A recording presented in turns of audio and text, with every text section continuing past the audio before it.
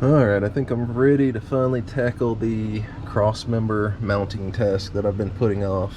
And it's for a number of reasons. Well, first I want another cross-member, another support on the back, because we are extending this, so you've got extra weight further back. And I just feel, you know, the bouncing up and down, going on rocks and everything else, the jolting will, well, cause this to fail just because of the weight, all this extra weight on the transmission itself. So I wanted to move the mount back, which I've got a plan for that.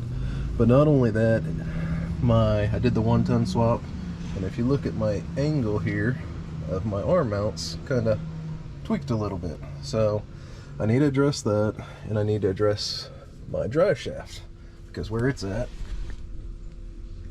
you can see I don't have a whole lot of clearance.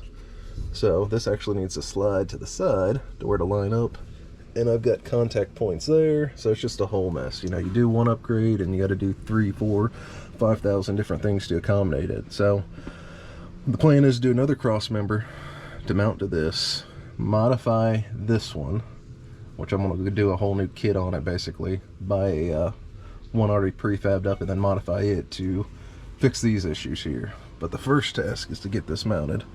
So what I've done, looking at pictures on the internet and everything, interwebs, I think the best design I've seen that I like is a mount that'll go over top of this, you know, kind of encompass these bolts here, allow for me to fill and remove the fluid here, and have a bushing right here, and then fashion a cross member right here underneath that, and it'll mount to this.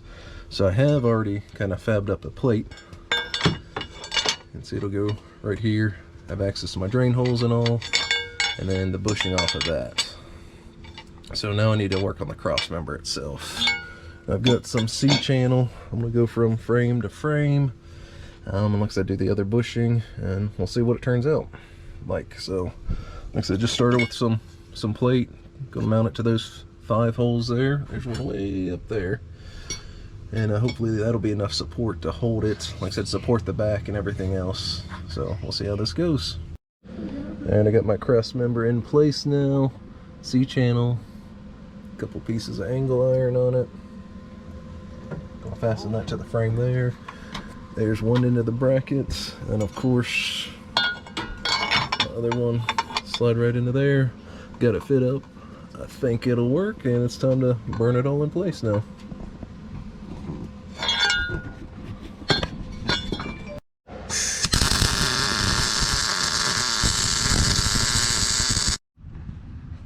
I now have it fully welded up.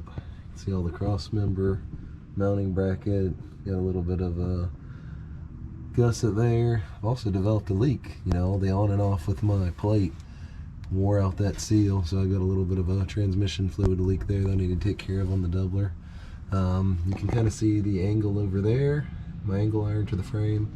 Is a better picture. This side, I've got 1 bolt going through the bottom of it, and then on top 2 more bolts there. So I've got it 3 bolts on each side. I'll show you what I got on the inside. Cut out the floor. The rust made it a little bit easier for me. Didn't have as much material to cut through.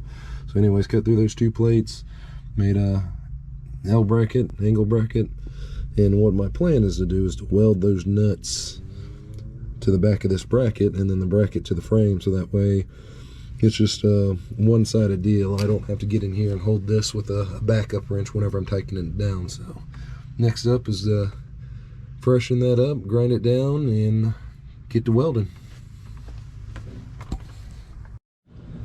So I've got it all painted up now, just to give you an idea of what I was working with. Some channel, 3 inches by about 1.5 inches. Just some C-channel, 1/4 inch thick. Couple pieces of angle iron, drilled the holes in them. Of course you can see 1 through that, 2 through there. This was a bushing I got from Barnes 4-wheel drive.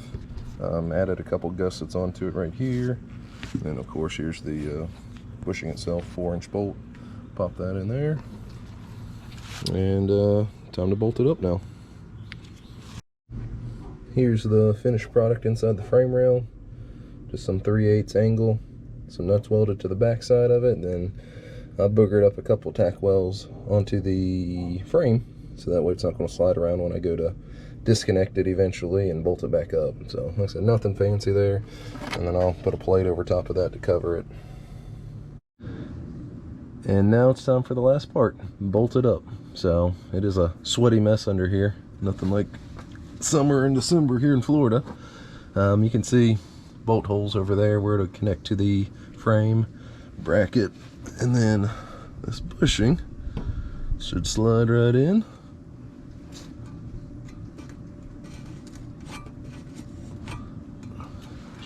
Should. There we go.